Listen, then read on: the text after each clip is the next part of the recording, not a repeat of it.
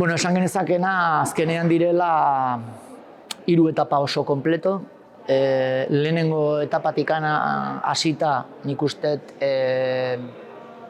Bilbo eta bere inguru guztia eta Bizkai osoak edo dauzken posibilidadeak etapa gogor bat egiteko nik uste zabalak direla, denok ezagutzen dugu Bibero, ezagutzen dugu ere pikebidea, baina seguraski lehenengo etapari emango niokeen balorazio generala da, ez daukala inungo atsedenik izateko momenturen bat. Beraz, tensio asko egongo da karreran, lehenengo etapa, badakigu lehenengo etapa irabazten duna ere, lider izango dela, eta dudarik gabe oso jende indartsu ikusiko dugula aurren. Izenak botatzekotan, seguraski, bai Banaer, bai Alaphilippe, holako korroderak seguraski ikusiko ditugula. Bigarren etapa badauke bere xarma gehien bat Gastiztikan ateatzen dalako, bere lehenengo partea oso, esan genezake oso lasaia izan daitekela, eta gero ja Aramaixotikan bera karrera Dijonen ja sartuko gara nahiko, alde Goierri parte hortan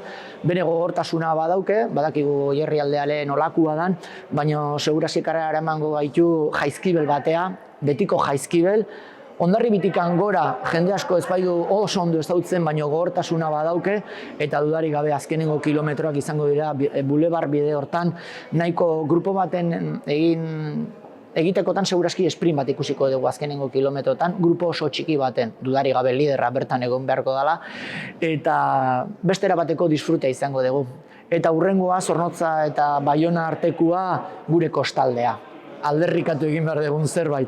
Urdaibitikan pasauko gea lehenengo etapan, bai lautada pixkatxo bat hartuko dugu bigarrengoa eta dudarik gabe gure kostaldea. Alderrikatu gure azkenean zein den gure lurra, gure mezua, zaleak atope egongo direla bide bazterretan, eta gero Baionan zer gertatuko ote, seguraski igual etapaik errexena dela, baina guretzat etapa ere zoragarria izango da.